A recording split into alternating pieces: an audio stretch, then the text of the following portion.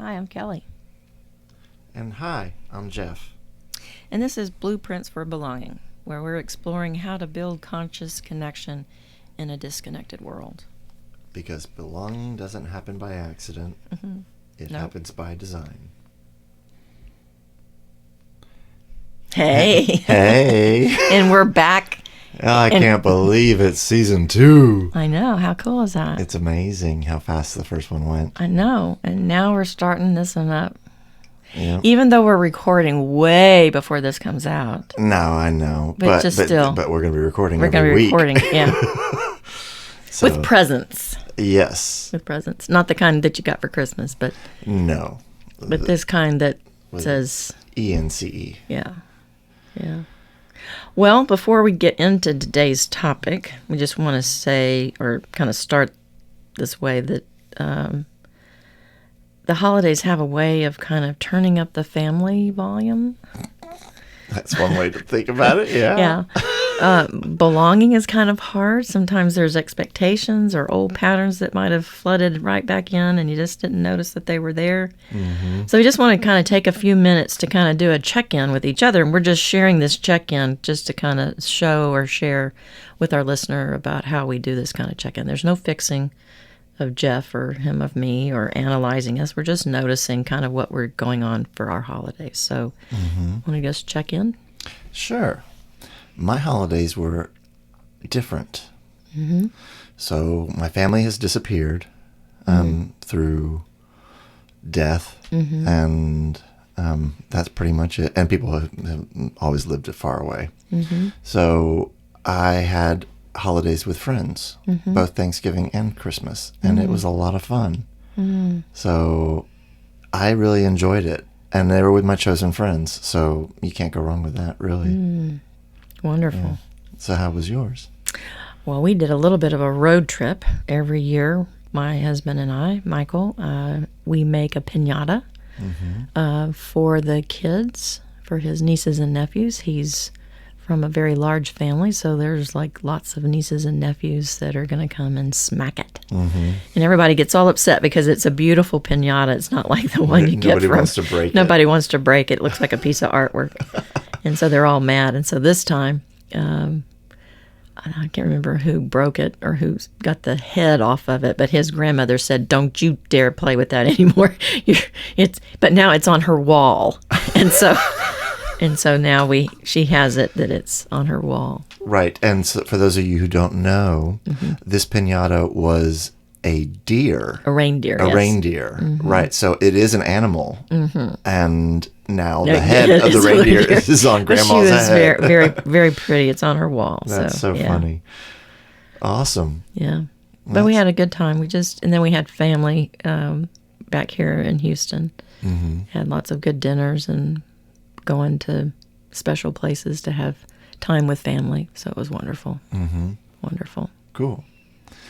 Yeah. And then the downtime between Christmas and New Year's is always like that. Mm-hmm. It's always slower. I just decided that I was going to take a vacation. So I didn't work for those 2 weeks at all. Wow. I just took some time off and just didn't. But you did work. I didn't see clients. Right. Yeah. Okay. Right. I didn't see clients. No outside work. No outside work. Only housework. Only things that I want to do, right. Right. My projects, yeah. My projects. Very cool. Well, family systems become more visible during the holidays. We all know that. Mm-hmm. Even without the drama, underlying tensions often exist. Right. And they just persist. Whether they want to or not. Right.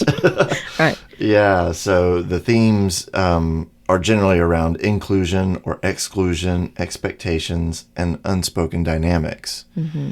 And I could offer so many examples of this in my family, and I know you could too. Mm-hmm. The purpose of the check-in is modeling awareness before response. Right. So it's allowing people to check in without jumping in to fix them or to advise them. Or tell you what you did wrong or what you could have done better. Right. It's for offering their take on it. It's just about allowing them to share what they got. Right. Share what they did. Because them talking helps with their own clarity. And so when you do that, when you allow someone to speak like that and just speak with their mind, that is so incredibly helpful. May I pause here for a second? I'm going to just share something that sometimes what happens is people who are hearing a check-in, oh, that happened to me too. Or I did this way, and this is what we should have done, or we need to do this next time this way. They don't get to finish or get to hear the check-in.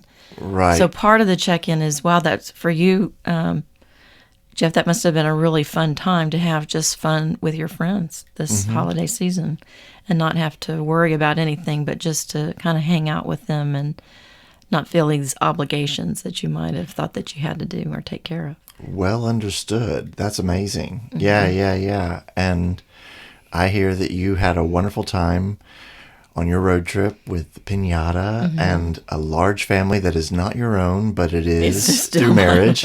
Right. So, and then you had a wonderful time off that you gave to yourself. Right. That sounds amazing. Right. Yeah, I wish. So I that's could a do check-in. That's a check-in, and that's a kind of a way we want to share and show with others to kind of, if you haven't seen somebody in a while, kind of do a check-in. Tell me what's been going on with you, and just hear them. Right.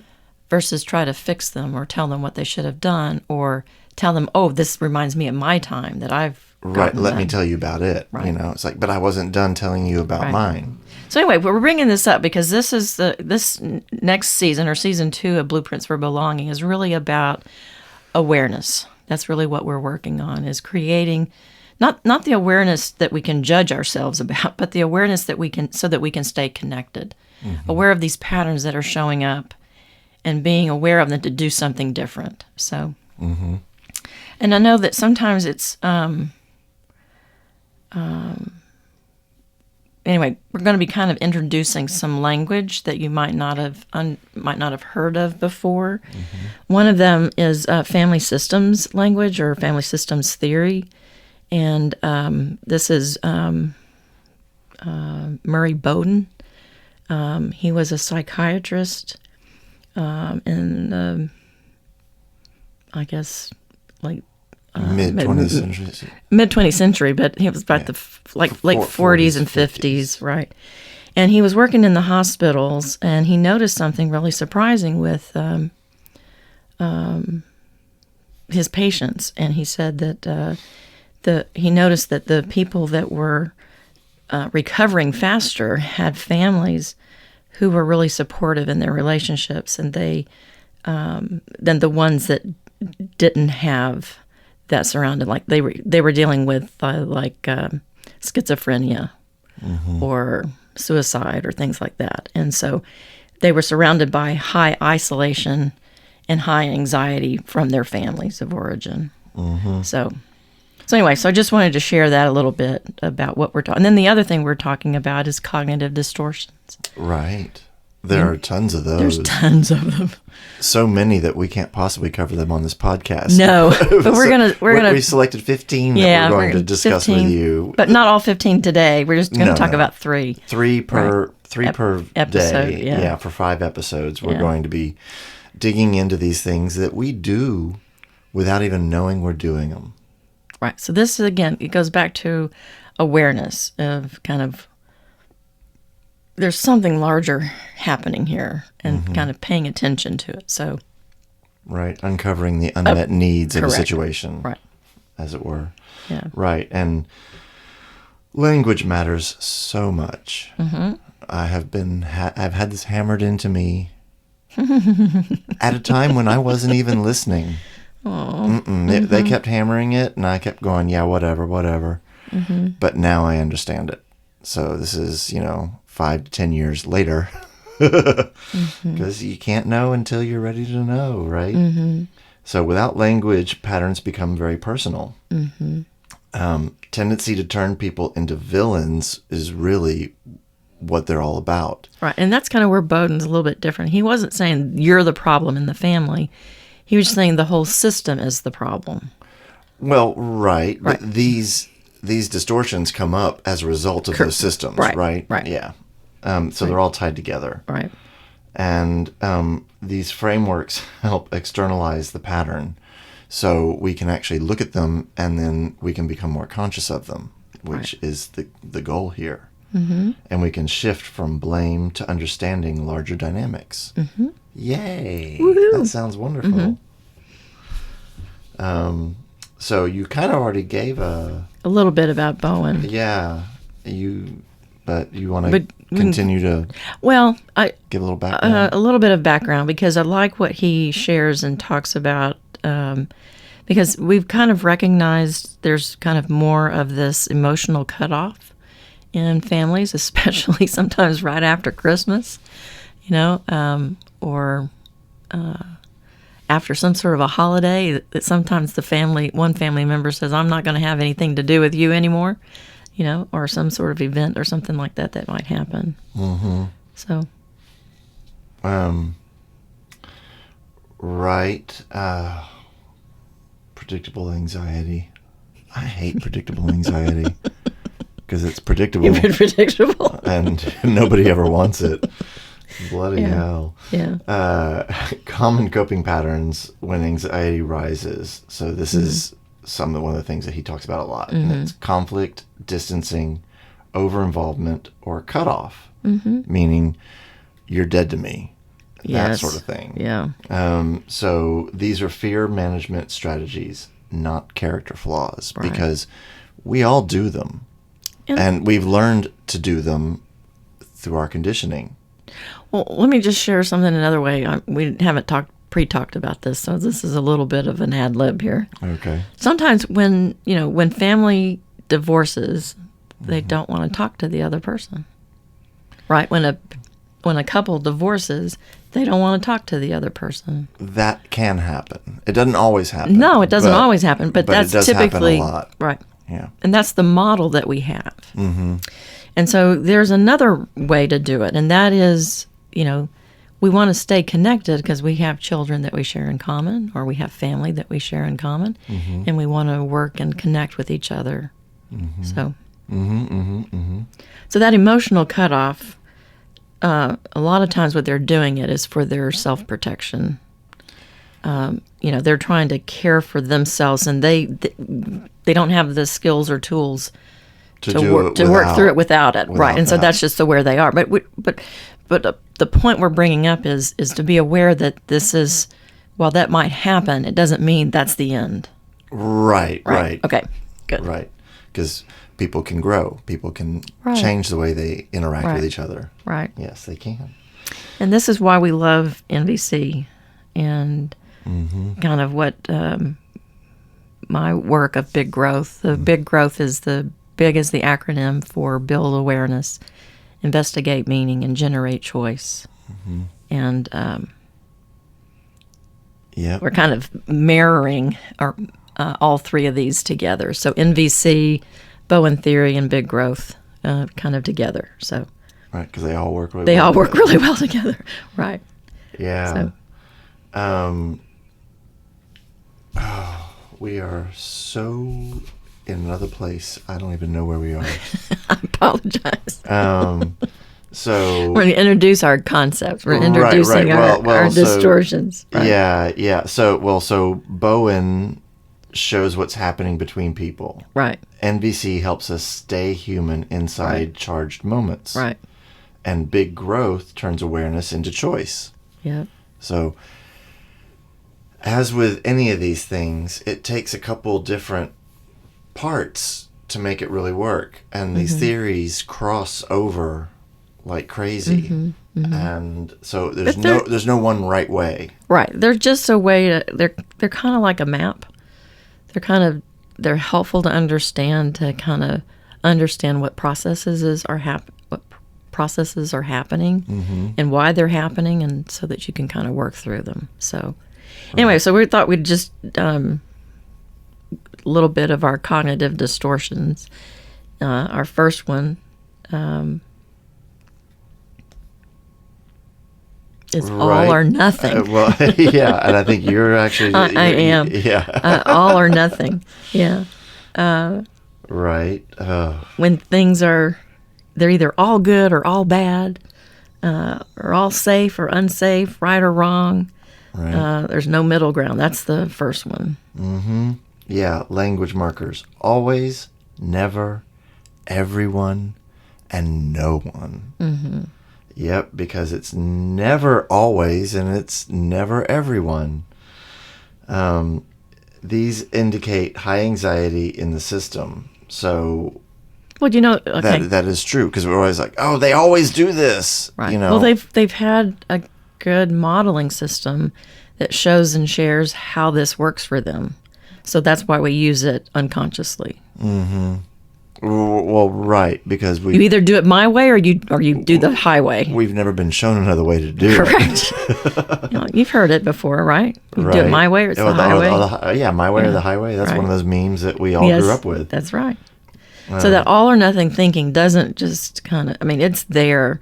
You either have to do it the right way or you're wrong. Right. We get it in our school systems. You don't, if you're not doing it the right way, you need to go see the principal. Right. Or you get an F. Because you have to show your work. You have to do it the way I taught you how to do it, even though you can get the same answer by doing it your own way. Right. We don't care.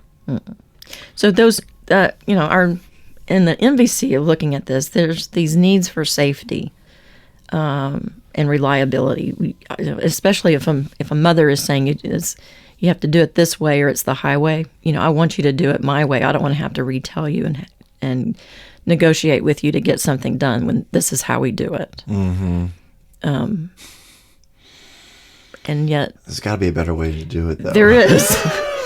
But that's what that mother probably learned as well. Well, of course she did. Yeah. Or father. Okay.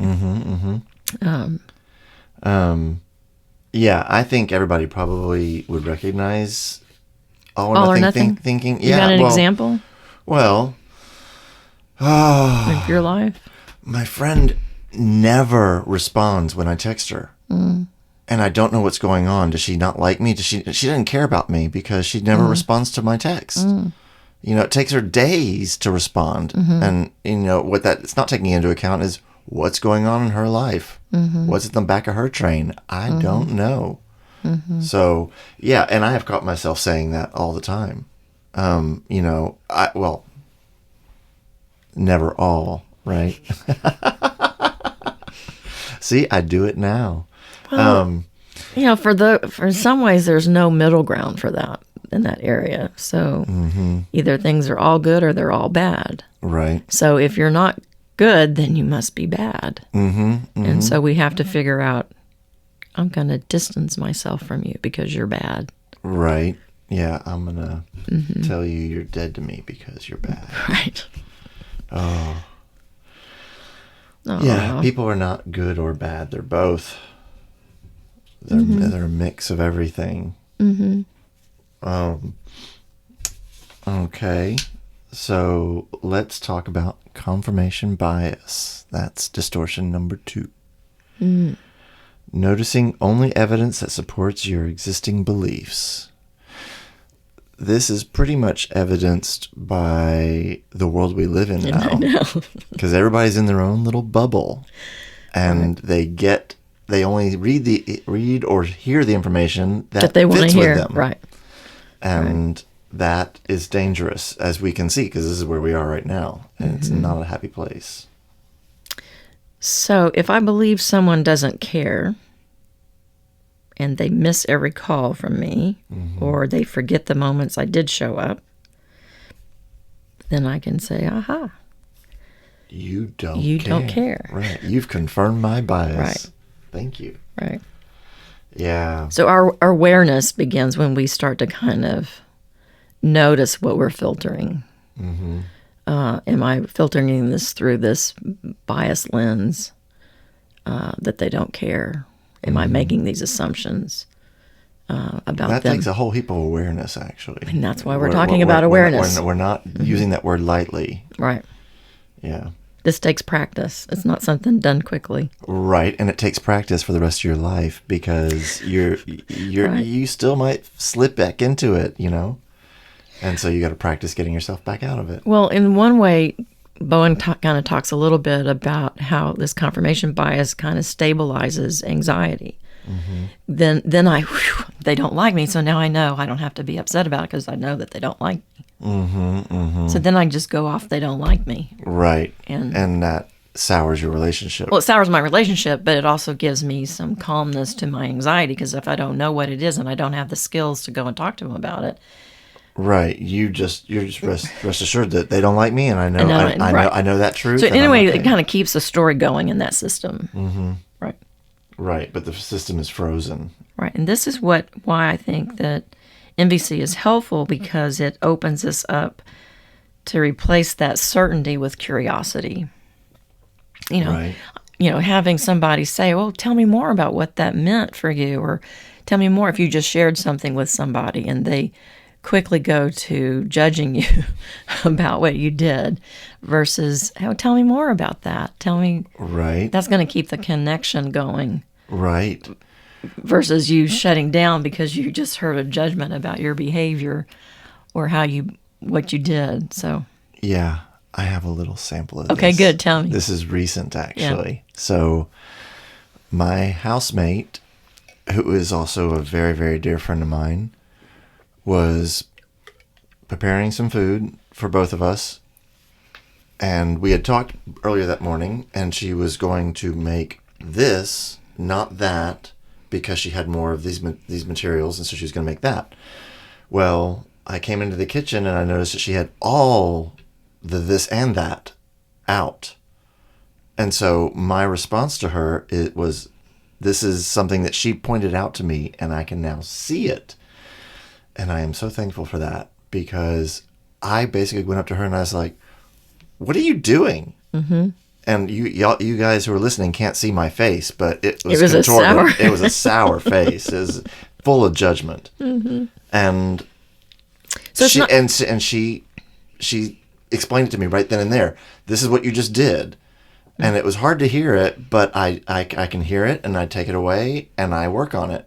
Mm-hmm. And it happened a few times like that. Mm-hmm. And I'm like, I kept telling myself, start with curiosity, not with judgment. Start with curiosity, not with judgment. And I believe that I am actually working that out now. Wonderful. And this happened in November. Wonderful. Yeah. Wonderful. Yeah. Back to a little bit about Bowen, about his way that kind of, when we get into that stress in that relationship, mm-hmm. when we have this conflict or distancing, mm-hmm. And it starts to create this cutoff, because she could have taken that to say, I'm not going to talk to you anymore. Mm-hmm, mm-hmm. Or you do this all the time. Right, and I'm sick of it. Right, but she risked it and shared how it's coming across. Mm-hmm. So it's not just the words that we use, it's the tone and delivery. Mm-hmm. Yeah. But it's also about the receptiveness of the individual hearing it. Absolutely. They have to be willing. Because I'm in the right place, mm-hmm. I can take that criticism and turn it around. So you're calling it criticism. Maybe it wasn't criticism. Well, and I call it criticism because I think that most people probably would have seen it as that. Mm-hmm. Even though I see it as helpful information, so I don't hit her with judgment right out the gate.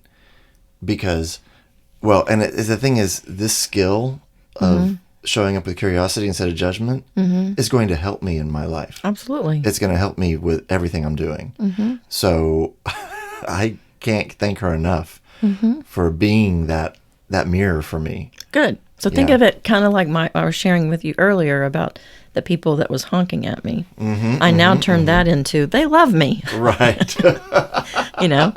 I'm shifting how I see that when you hear a honk. Right. It's all about how you receive they it. love me. Yes. Right. They're telling me that they love me. Right. It's not just what you're hearing, but it's how you take it. Correct.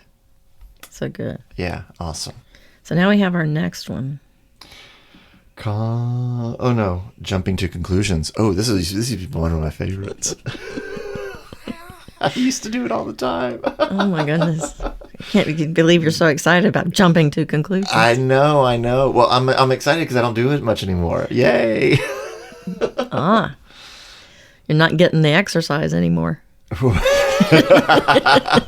Right. Uh-huh. So Well, we jumping to conclusions means we're assigning meaning without sufficient information. So we're just some people call it assumptions. Some people call it jumping to conclusions. We've got a decision that's already made about what's happening, about the way it's going, about what's taking place, or who's doing what. And we're jumping to that conclusion based on if they didn't respond, that means they don't care. Right. Or if they did it this way, they know that I don't like that, so they're doing it on purpose. So Right. Wow. Right. That's a bad one. Yeah. Moving from observation to interpretation too quickly is jumping to conclusions. You saw something and you're going to jump to that conclusion. You're going to castigate that person. They didn't respond. They don't care. Yeah, that's that one. And I've been guilty of doing that. Jumping to conclusions. Yeah. I've been guilty of a lot of these cognitive distortions that we're going to be talking about over the next 5 weeks. But isn't it fun to recognize these patterns that are coming up? I mean, I think it's fun to recognize the things. Have you ever gone? It is. That's why I got excited about jumping to conclusions. And you were like, well, I can't believe you're so excited about this. No, that's not what I mean. But I just find that, I think that we're so not aware of these at all. It would be like walking into a room and finding an elephant in there. And how did that elephant get in there? It wasn't there before. How did it get in there now? So, anyway.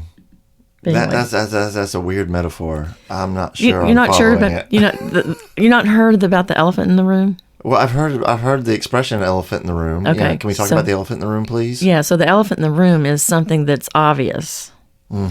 And why aren't we seeing it? Oh, right. So there's these cognitive distortions that we never notice them. Except there's one person that might see it. Right. Okay. Yeah. I get it. So we don't have to, this isn't about fixing everybody. This is just about helping people become aware of these cognitive distortions that are always going to be present because that's how we were socialized with them. And if we're not aware of them, then they become part of our, I don't know, how we're connecting with other people. Part of our language. Yeah. And they become such a part of our language that we don't even know we're doing it. Right. Like they don't care, they didn't respond, like in your system. Yeah. Yep. So there are some integration tools. Yep. Awareness of speed of interpretation. So slow it down. Because what's the race? NVC separates facts from assumptions. Well, we've talked a little bit about NVC, nonviolent communication, and some people say, well, I'm not violent. Right.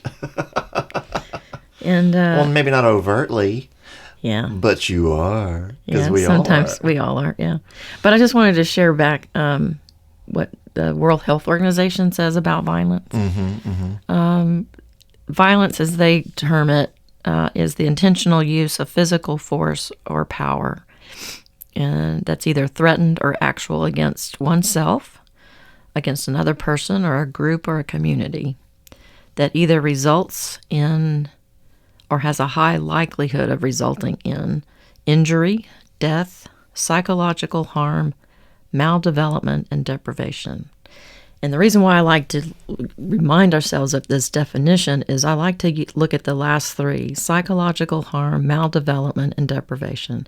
In some ways, we have all experienced those from our families of origin or from our school systems or from our friends or other family. Yeah, friends in quotes. Right. So anyway, so violence in that sense can,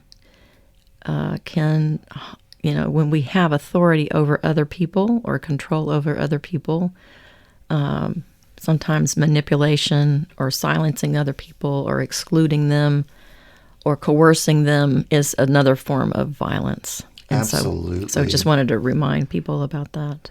And it's a reminder of how pervasive it is in our society. Well, shaming. Yeah. I'm so disappointed in you. Right. Or humiliating you in front of other people, or Uh-huh. So, Right. And, it's not necessary. No. But sometimes, here's another one that we are not aware of, too, about violence, is sometimes we turn that violence toward ourselves. Mm-hmm. It doesn't have to be, like, we use a lot of self-blame. I should have done it that way. I shouldn't have done it this way. Or I'm such an idiot. Oh, why Right. did I do that? Oh, I'm so stupid. Right. I can't believe I did it again. Right. I'm always stepping in it. What is wrong with me? Right. I wish y'all could see his face. So I love it. We're going to have to do a visual. Yeah, yes. Yeah. Because they're only getting one side of our conversation. Well, right. That's the good side. Yeah. Thank you.